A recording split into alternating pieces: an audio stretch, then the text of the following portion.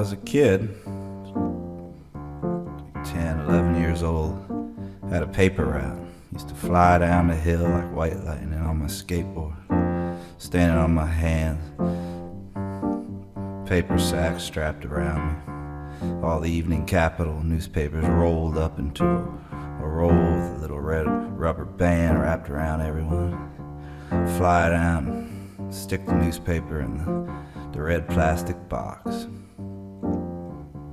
Best part of this whole job was once a month you collected $3.50 from everybody in the neighborhood. So you got to get inside their house and see what they's like. On collection day, the first stop was Mrs. the Riot. Mrs. the Riot. Oh God, Mrs. the Riot. Come in, Mitchell. Mrs. the Riot stood 5'13", 5'12", had long, fiery, burning red hair. She wore this tight leopard skin suits, 25-inch stiletto heels, long, candy red nails. She had a God-given Roman Catholic backside. Oh, Mrs. the Riot. I would shake when I came up to the door, and I'd ring the doorbell.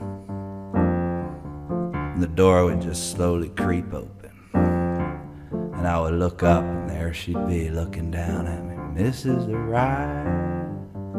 Evening Capital, evening to you, Mrs. the Riot.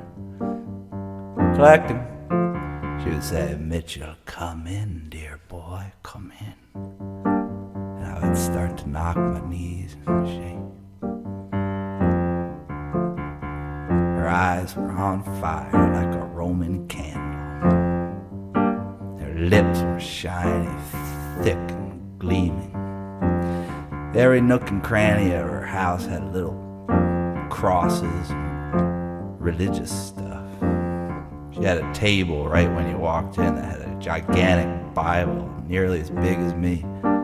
On either side of the Bible was a fan. When one fan would go on and blow all the pages to one side, the other fan would come off and blow them all to the other side. And these crosses would dangle in all the candlelight, shimmy, shammy, every bolt of love and arrows in a little 12-year-old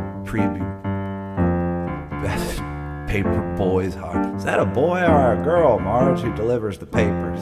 Can't tell these days.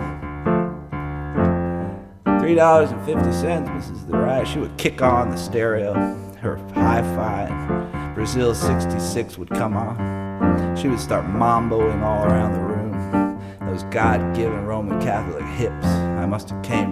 My nose came right up to her. I'd look up at her. Say, Mrs. the Riot, you are so beautiful. Oh, dear boy, Mitchell, I look so favorable to these days when you come and collect. She would start mamboing around. Every flash and bolt from the crosses would beam and shake the whole house. My knees would be knocking. She would saunter back to the kitchen, get the money, and slip it in my pocket. Say, I love these collection days. Oh, Mitchell, dear boy. And I would go to leave, and just like every time as I would go to leave, I would reach my little hand up to the big brass doorknob, knowing what was coming. It was like a ritual. I anticipated it every day. I would reach up very slowly, start to turn the knob, and she would say, Mitchell, dear boy, aren't you forgetting something? Mrs. the Riot. I would slowly turn around, anticipating Mrs. the Riot. I'd slowly turn around, and her lips would start quivering, these shiny, beautiful, thick red lips. She would arch her back and stick that God-given Roman Catholic tail. She would slowly open her mouth, revealing these cosmetically filed fangs, and they would reflect every glint of bolt of love in the whole house. And she would start cackling, and slowly this 55-inch tongue would unravel out of her mouth, curling high up into the air, and on the very tip of it would be a silver dollar, just perfectly balanced. And I would jump as high as I could, jump up and snatch the 50-cent piece, slip it in my pocket and run like hell. Misses the ride. Marge, is that a paper boy or is that a paper girl? The door would slam behind me. I'd be nervous as all sin, reaching in my pocket to light up a cigarette. Whew. That Mrs. Wow. Across the street, Dick Tracy lived. He was the opposite of Mrs. the Ride. He was a Mephistophelizing, worshiping, dark Satan worshiping man. Dick Tracy would answer the door in a slick Kmart Dracula cape and fake fangs. And he would stare down at me, his hair slicked black with black oil. He'd say, Mitchell, I want to suck your blood. I want to suck your blood. I was collecting, even capital 350. But Mitchell, I want to suck your blood. He had pictures of Aleister Crowley in every nook and cranny of his house. 4 little coffins, one for his wife, Mrs. Tracy, who would be standing buck naked at the end of the hall, with her back, looking over her shoulder, licking her lips. She would sleep in one coffin, he would sleep in the other, and the other 2 coffins were for his kids. $3.50, but Mitchell, I had to bring along my friend Vito. He had to see this. I knew he wouldn't believe how this paper route was the best thing that, you could do. So he started to come. I said, you gotta see Mrs. Tracy. You're not gonna believe this, Vito. After he came, he was with me every time. But Mr. Vito, I want to suck your blood. Finally, he would cough up the 350, and we would leave cackling and laughing around the road.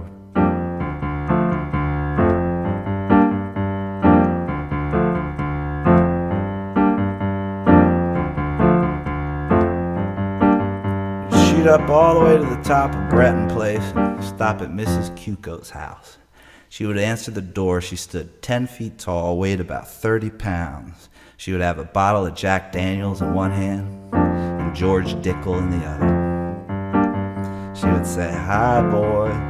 She thought the newspaper we delivered to her was a submission to her magazine of arts and poetry. We would say, Mrs. Cuco, it's just the news. We deliver the same crap to everybody every day. It's not a submission to your magazine of arts and poetry. But she would go in one ear and out the other, and she would say, you boys are so talented. One day you'll be featured literary in my magazine of arts and poetry. Promising talent. Please keep submitting. Don't stop. She would invite us in, sit us down at the kitchen table, and her son would be dribbling a basketball in the back. She would sit down a shot in front of Vito and a shot glass in front of me, and we would go, and a shot glass in front of her, and we would go shot for shot until she started crying into that shot glass about her husband who fought in the Federation Wars. She had pictures of Leonard Nimoy in every nook and cranny of her house. She had painted a mustache on every one of them. She would tell us what promising young talents we were. She would start to slobber and slur a word. We would start to stumble and dance around her kitchen. We would eventually have to go because she would never pay us. And as we were leaving, she would say, don't stop submitting. You will be featured. And we would go in unison, it's just the news, Mrs. Cuco. We deliver the same crap to everybody in the neighborhood every day. It's not a submission to your magazine of arts and poetry. Vito ran over the people across the street from the Cuco's cat. We got fired. The end of the paper route. We needed some kind of income, so we went to the Greens house, and they had crops of marijuana growing in the back. And we would pinch some leaves, dry them out, and sell nickel bags. The money was better, and we had a lot more fun. Mrs. the Riot, is that a paper boy or is that a paper